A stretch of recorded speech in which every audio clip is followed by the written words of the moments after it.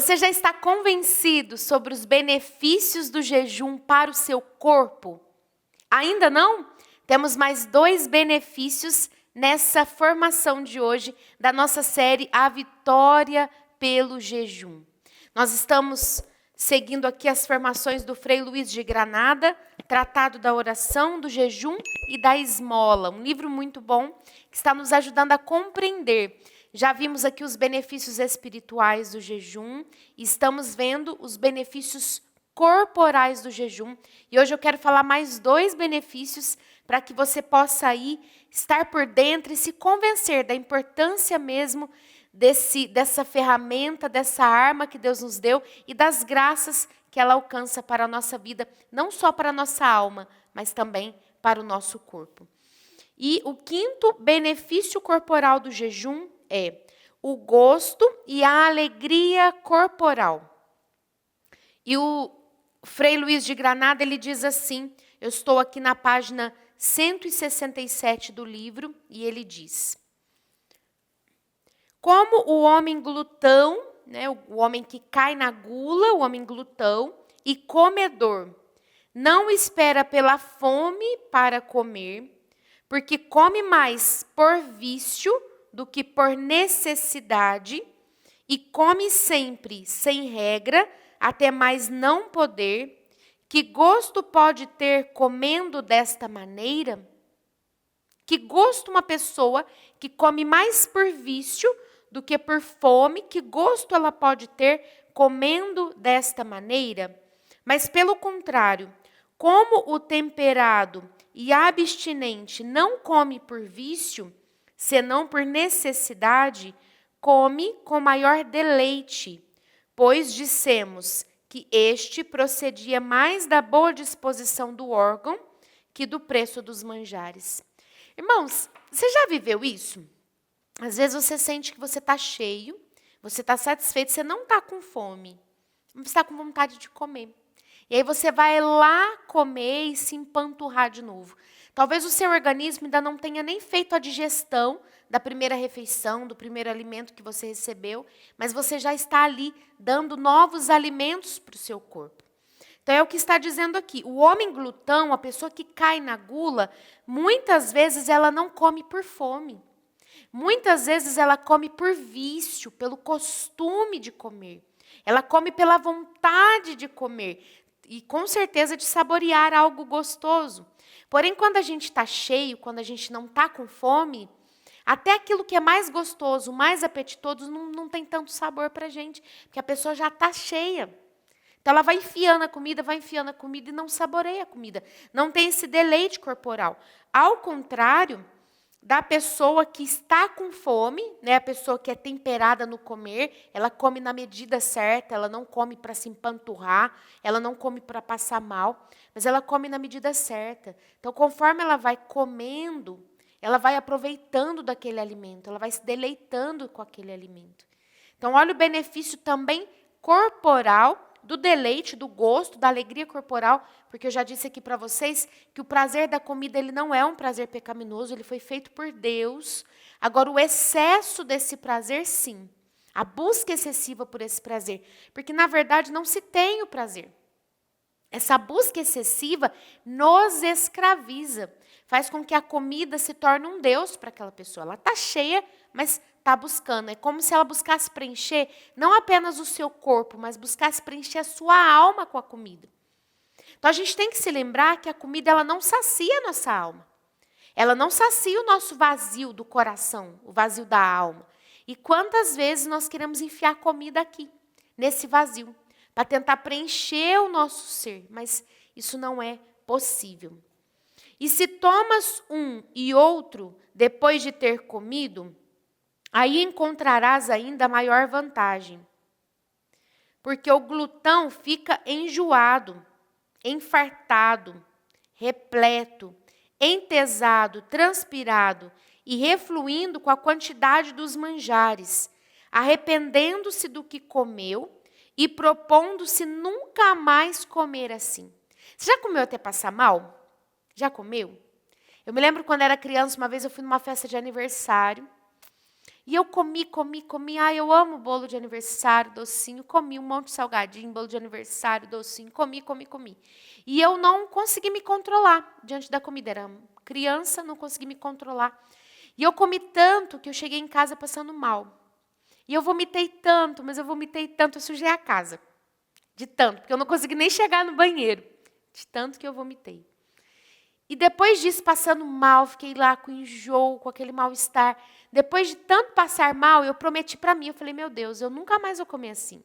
Porém, a gente faz essas promessas, a gente fica, né, ali na hora que está passando mal, a gente faz a promessa de nunca mais comer, porque está passando mal, está sentindo aquilo. Porém, depois que passa esse mal-estar, a gente acaba se descontrolando de novo, porque a gente se esquece. A gente se esquece do quanto a gente passou mal. A gente se esquece da tristeza que nos dá, né, que a gente sente depois de ter comido tanto. E a gente cai nisso de novo, a gente vai repetindo isso de novo.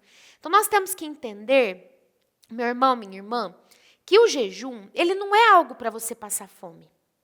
O jejum, ele é uma ferramenta para poder equilibrar o seu corpo, para poder equilibrar os seus apetites, para poder equilibrar a sua vontade, para que Deus ele possa ser Deus em você.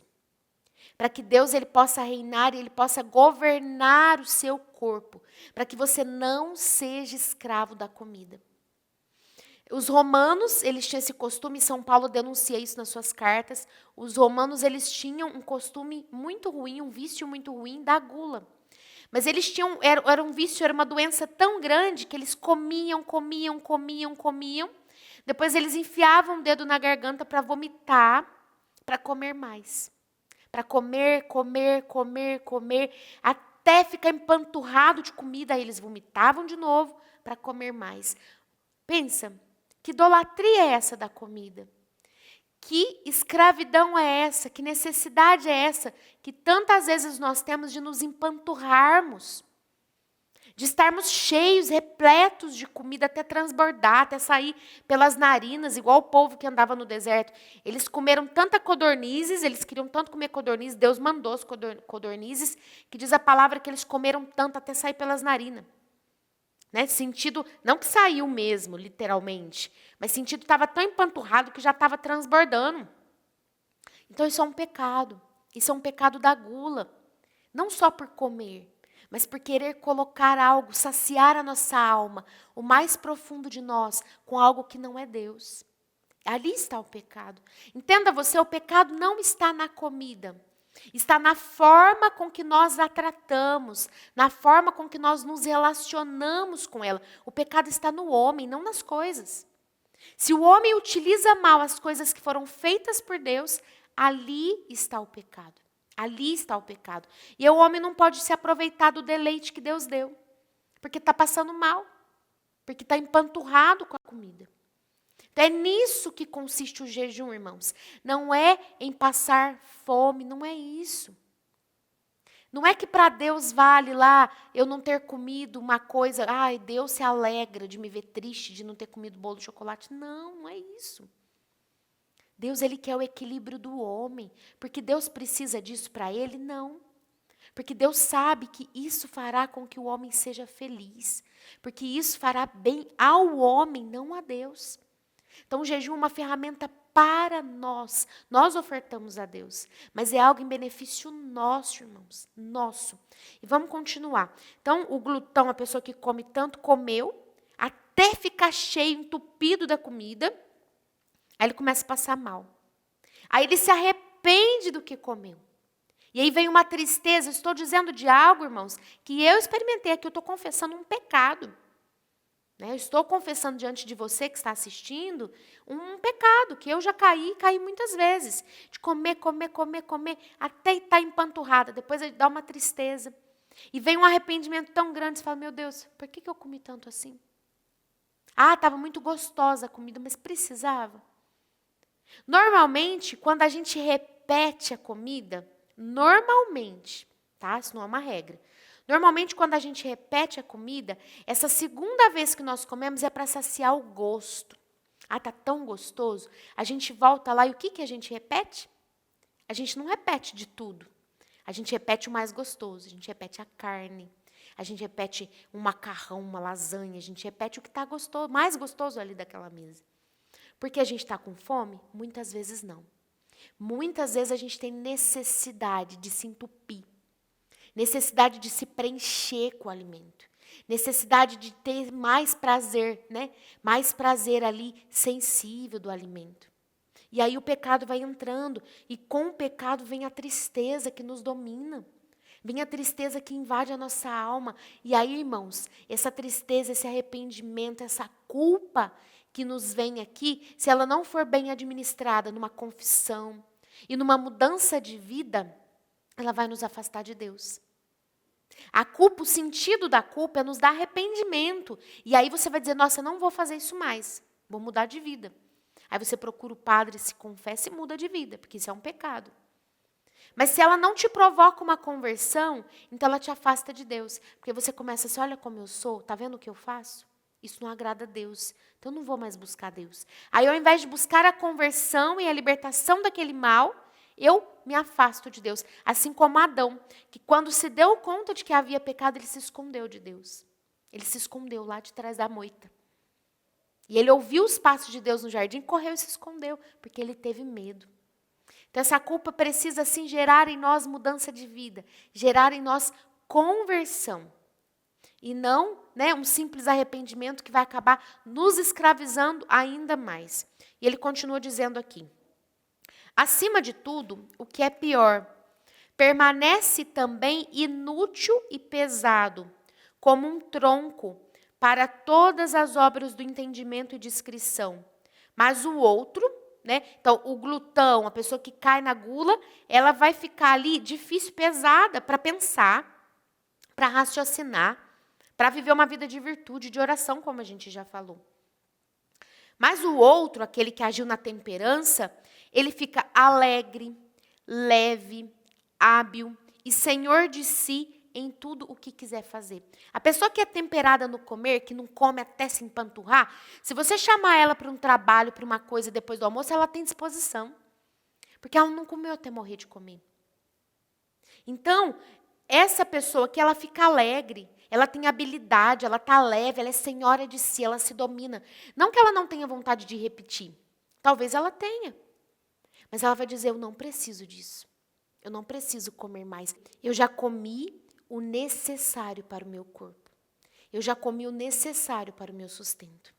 E ele continua dizendo, pois, como será se passando um pouco mais adiante, comparares o sono e a noite de um com a do outro? Então, se a gente for comparar o sono, a noite de dormir, né, a noite dormida, de uma pessoa que comeu demais para uma pessoa que comeu a quantidade certa, como será isso? Aí ele diz, o glutão, o comedor, paga o gosto de uma boa refeição de 1 hora com uma má noite de 10 horas. Então, ele dorme 10 horas, mas não compensou, foi uma noite mal dormida para ele. Por quê? Que outra coisa faz este toda a noite, senão gemer e suar e cuspir, e dar voltas na cama, sem poder pegar no sono tranquilo, nem ter uma hora de repouso, padecendo o tormento das cruezas, indigestões e acidez do estômago, e deliberando se arrevessará, se não arrevessará, se levantará ou se permanecerá deitado. Então, a pessoa que come demais, se ela vai deitar assim, ela vai passar a noite inteira passando mal, não dorme direito, está pesada, e levanta e deita, e vai no banheiro, e toma um remédio, e senta na cama. É horrível, é um tormento isso. Esfrega a barriga e jura que nunca mais vai comer daquele tanto e come de novo. Porque nem de uma maneira, nem de outra encontra repouso. E isto não é de maravilhar.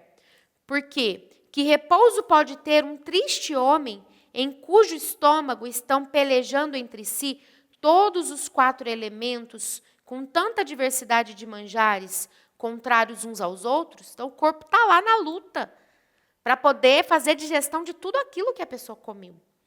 Pelo que se vê, como diz São Basílio, que o ventre carregado de mantimento não só fica inapto para correr, como também para dormir.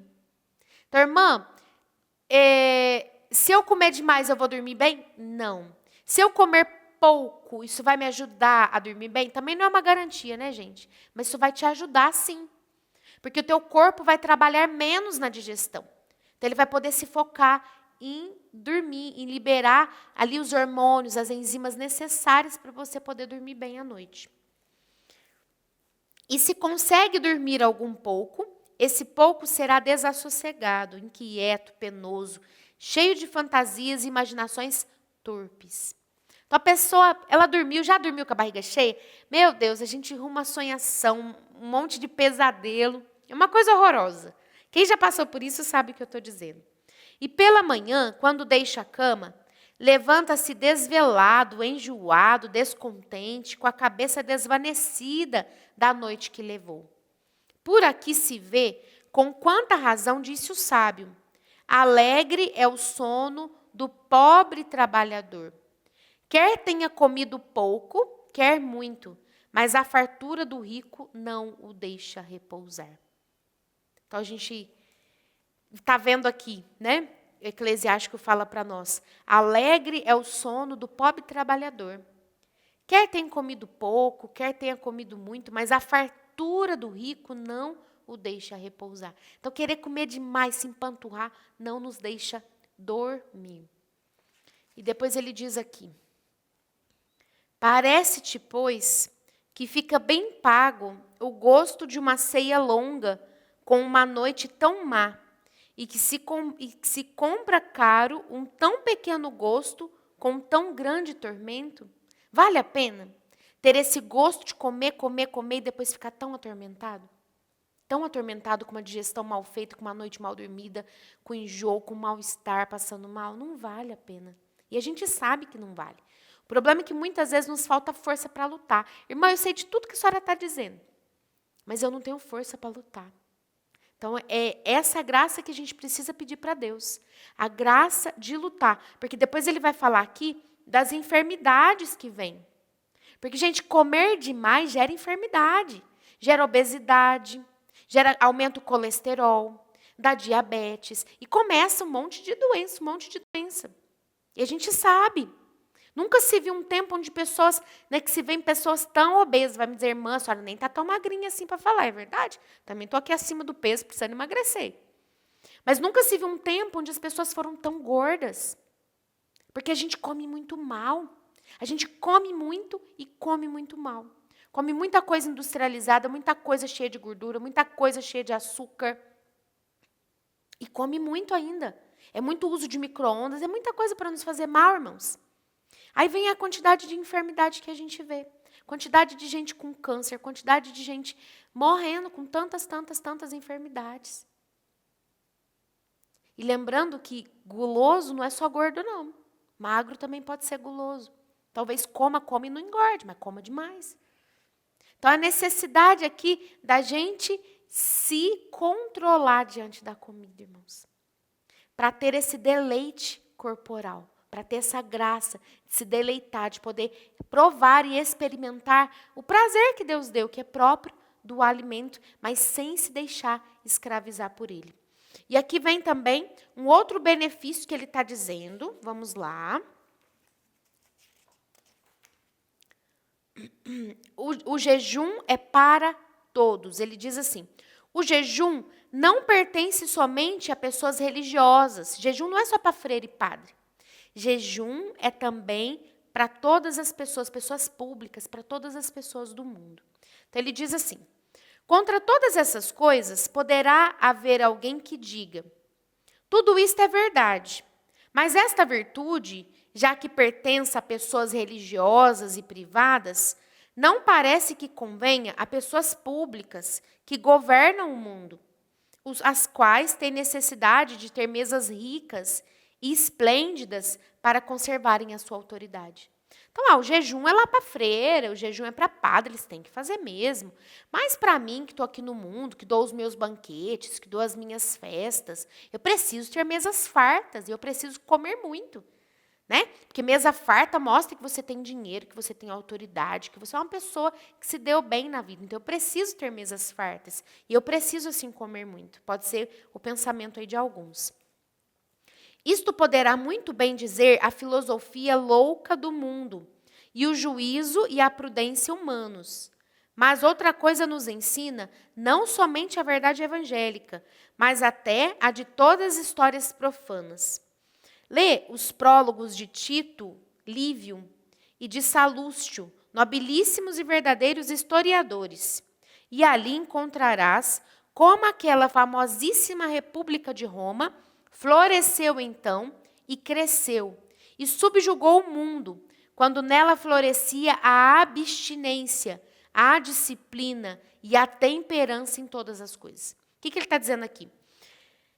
Pode parecer que seja loucura você falar de jejum no mundo de hoje, onde as pessoas buscam prazer, buscam, né, essa coisa toda. Mas essa é a filosofia louca do mundo, que diz para você o que importa é só o prazer. Prazer por prazer, viva pelo prazer. Mas é um prazer que não mede a consequência. Então, é um prazer que te leva à morte. Adianta, como eu estava falando no outro aqui, no outro benefício, adianta você se empanturrar e passar mal o resto da noite? Não adianta. Né? Que prazer louco é esse? Prazer a todo custo, de qualquer forma. Que você depois passa mal tanto assim. Que você se faz mal, que você se adoece. Tem a loucura do mundo que fala para você, olha, faz o que você quer, faz o que dá na telha, e ninguém tem nada com isso, ninguém tem nada a ver com a sua vida, vive como você quiser. Aí ele está dizendo de historiadores, ele está falando aqui que esses historiadores contam, né, que Roma, ela crescia, ela subjugava o mundo através da abstinência, da disciplina e da temperança em todas as coisas. Então ele continua dizendo, quando os fabrícios e cúrios se mantinham com os legumes que semeavam e, deixado o arado, tomavam as armas, triunfaram entre todas as gentes. Mas quando esta disciplina se corrompeu, quando a abstinência se seguiu à gula, então quando no lugar da abstinência, de deixar de comer algumas coisas, entrou aí a gula, e no lugar da temperança entrou a embriaguez, no lugar da aspereza e rigor, entrou os deleites e as branduras da carne. Então, os homens efeminados com as delícias e corrompidos com a cobiça, estragados com o ócio, a preguiça, né, que sobreveio da paz, pouco a pouco perderam o que tinham ganho. De maneira que o que a temperança alcançou com tanta glória, perdeu a destemperança com grande ignomínia. E aqueles que não conseguiram vencer todas as nações do mundo, foram vencidos pelas delícias e pelos regalos do corpo, os quais, como disse um poeta elegantemente, vingaram o mundo oprimido. Gente, a pessoa que não tem força, ela não tem força para se dominar, ela não tem força para viver a temperança diante de um prato de comida, diante de uma taça de vinho, uma garrafa de vinho. Ela não sabe beber uma taça, ela precisa beber a garrafa. Ela não sabe comer ali um prato de comida, ela precisa comer a panela. Se ela não tem temperança, se ela não tem controle nessa área da vida dela, ela vai ter controle no quê? Aqui entra São João da Cruz dizendo para nós, olha, o vício da gula, ele é um vício, né? Ele é um vício menor do que o vício da luxúria. Se a pessoa não se domina na gula, que é menor, que é de menor monta, de São João da Cruz, que é ali uma luta menor, como que ela vai se dominar na luxúria? E aí nós queremos ser santo, a gente quer viver uma vida de virtude, a gente quer viver uma vida para Deus, mas a gente não consegue se controlar nas pequenas coisas. Irmãos, às vezes, o nosso problema é que às vezes a gente olha para a gula como um pecadinho. Ai, não, é um pecadinho. Eu confesso, não, mas é um pecadinho. Aí cai de novo, é um pecadinho. Não. Ela é um pecado grande, sabe por quê? Todo pecado ofende a Deus. Mas ela é um pecado grande porque ela nos abre, nos predispõe a outros. Então, uma vida sem temperança na comida, sem equilíbrio na comida, te predispõe a viver uma sexualidade desregrada, a cair no pecado da luxúria. Porque, irmão, se eu sinto uma vontade incontrolável de comer, e eu como até me entupir, eu não consigo controlar essa vontade de comer, quando eu tiver lá uma vontade para ter uma vida sexual totalmente desregrada, aquela vontade forte, para viver uma vida totalmente ali, né, perdida, totalmente longe de Deus, eu vou ter força para lutar? Eu não acostumei o meu corpo com o não. Eu não acostumei o meu corpo a ter a sua vontade dobrada. Tudo que o meu corpo quer, eu dou para ele. Meu corpo quer comer um bolo de chocolate inteiro. Vamos comer um bolo de chocolate inteiro. Meu corpo quer isso, quer aquilo, quer... A mesma coisa com a preguiça. Eu dou tudo que o meu corpo quer, eu dou todos os regalos. É hora de trabalhar, eu vou fazer o que? Eu vou deitar. Eu vou dormir, eu estou cansado, vou dormir. Eu não forço o meu corpo ao trabalho. Eu não forço o meu corpo a uma vida de temperança. Eu não forço o meu corpo a abstinência. Hoje você vai comer, hoje você vai fazer jejum. Você vai comer menos. Hoje você vai comer coisas que não são tão apetitosas. Mas você vai comer, porque você tem que entender que a alma é que manda aqui. Você tem que entender que você não é senhor de você mesmo, que você tem um outro senhor e esse senhor é Jesus Cristo. Então o jejum, ele diz isso para o seu corpo, que há um outro Deus, um outro senhor que impera sobre você, que ele não é absoluto, que a tua vontade não é soberana, que existe acima da sua vontade a vontade de Deus. E você está pelo jejum se submetendo, se colocando abaixo.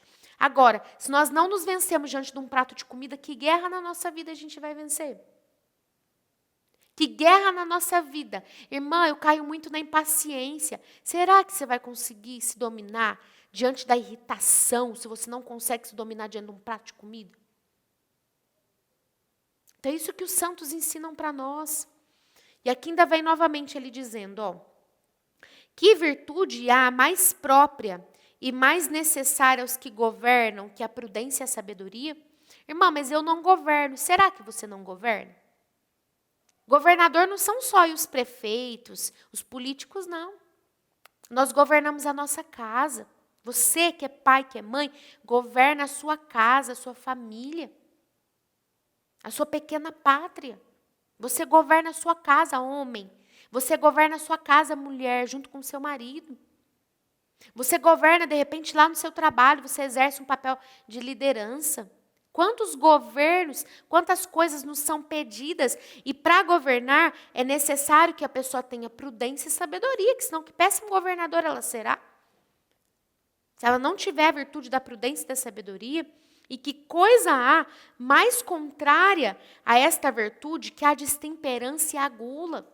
Então a gente quer governar na prudência e na sabedoria, mas a gente cai na destemperança e na gula. E aqui eu disse para você por que é contrária à prudência e à sabedoria. Sabedoria é saborear as coisas de Deus. Se eu estou caindo na gula e na destemperança, eu só quero saborear as coisas desse mundo. Então eu não me abro a saborear o que é de Deus, o que é vontade de Deus. E a destemperança é esse desequilíbrio, onde eu já não consigo mais colocar a justa medida. A prudência me leva a isso.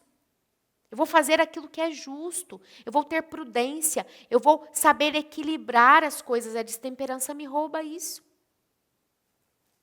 Porque, como diz Salomão, coisa luxuriosa é o vinho e desassossegada a embriaguez. Quem nestas coisas se deleita não será sábio. Porque esta pedra preciosa da sabedoria não se encontra, como diz o santo Jó, na terra dos que vivem suavemente, mas antes na dos que se afligem e trabalham por ela. Então, dentro aqui da gula não tem só a comida, tem a bebida também. Irmã, é pecado tomar uma taça de vinho? Não, irmãos. Não é pecado, não. Sabe quando entra o pecado? Quando você, ao invés de tomar um cálicezinho de vinho, você toma a garrafa. Ao invés de tomar ali um pouquinho de uma bebida, você toma uma garrafa, você se embriaga, você dá vexame, você passa vergonha, você passa mal, você cai em cima dos outros, cai na rua, você briga com todo mundo, você bate na sua esposa, briga com os filhos, bate, ofende as pessoas, você perde a razão, você sai de si. Ali entrou o pecado. Ali entrou o pecado. Se a pessoa sabe tomar um golinho, pronto, tomou aquele pouquinho, saboreou, passou. Aqui eu não estou dizendo para você beber cerveja, beber, não estou dizendo para beber nada. Mas se quer beber, um golinho. Agora, se você já tem uma fraqueza para bebida, você deve cortar o mal pela raiz. Ah, irmã, eu me controlo. Será? Será que você não está confiando muito em você mesmo? Se você tem já uma predisposição a ser um alcoólatra, não beba nada.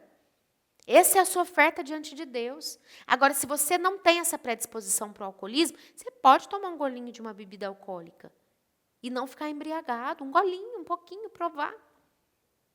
E ali não ofender ninguém, agir de forma natural, pronto. Agora, se você não tem controle, vai tomar a garrafa inteira, nem comece, irmão. Porque ali também entra o pecado. E ele continua dizendo, para a gente já terminar, por isso, assim como o ouro e a prata não se encontram em terras viçosas e cultivadas, mas nas serras, montanhas e terras ásperas, assim o ouro fino da verdadeira sabedoria não se encontra no peito dos homens viciosos e regalados, mas no dos temperados e abstinentes. Pois se a sabedoria e a prudência, como diz Aristóteles, é virtude de príncipes e de governadores, e ela é a que leva nas suas mãos as rédeas e o leme do mundo, desta virtude estão tão longe os que são dados ao vício do ventre, que é tão próprio dos brutos, que coisa poderá ser mais contrária a esta dignidade que este vício? Vês, pois, o quanto aproveita para todo gênero de bens, tanto públicos como particulares, a virtude da temperança? Está vendo quanto que a virtude da temperança ela é importante? Esse tempero, esse equilíbrio. Gente, olha como que a temperança ela é importante. Você vai fazer uma comida, uma panela de carne. Se você não pôr sal nenhum, ela vai ficar horrível. Meu Deus, como é horrível uma comida sem sal. Mas se você jogar lá 1 quilo de sal, vai ficar medonho, ninguém vai aguentar comer aquilo. Então, o tempero, a temperança é esse equilíbrio. Eu vou colocar sal, mas não demais. Eu vou comer, mas não demais. Não preciso morrer de fome, mas não demais. É sempre no equilíbrio. É sempre no equilíbrio. Isso tem que estar muito claro dentro de nós. E aqui nós estamos encerrando os benefícios corporais do jejum. Então, na nossa próxima formação, o que é que nós vamos falar? Sobre os males que a virtude da abstinência nos livra. Então, gente, por que a gente tem que ter essa virtude, buscar uma vida de jejum? Porque ela nos faz vencer inimigos. Então, eu quero contar para você na nossa próxima formação quais são os inimigos que a virtude da temperança, que o jejum vai te ajudar a vencer. Mas para isso você precisa ficar aqui firme com a gente, tá bom? O que vai te ajudar a ficar firme com a gente? O nosso canal do Telegram Pequeno Nada. Lá nós colocamos exercícios, todas essas formações têm um exercício para você colocar em prática. Para você já ir começando a viver, fazendo experiências, para você ir rezando e pedindo a graça de Deus para viver a vida de virtude, para viver essa ferramenta, para colocar em prática o jejum na sua vida. Então, vá para o nosso canal do Telegram, o link está aqui na descrição desse vídeo. Se você também perdeu os outros vídeos da série, porque hoje o que a gente está falando é o número 7, é a formação de número 7. Então, se você perdeu as 6 anteriores, nós vamos deixar um link aqui para você poder ir acessando e assistindo as outras, porque é uma série. Talvez você está chegando hoje e não vai entender muito bem tudo, não vai conseguir compreender a riqueza do que já foi falado aqui. Então, assista as outras formações também, tá? Então, nós vamos falar sobre os inimigos, vamos ainda falar sobre o jejum que agrada a Deus em outra formação, e vamos falar as formas de jejum. Então, fique aqui com a gente, tá bom? Compartilha com outras pessoas essa formação, faça essa graça de Deus chegar e alcançar mais almas. Então, Deus abençoe sua vida, Deus te dê força e perseverança para lutar, para viver uma vida de temperança, para colocar em prática o jejum, para que você seja um homem e uma mulher sábio, prudente para governar a sua casa e a sua família. Deus te abençoe e até a nossa próxima formação.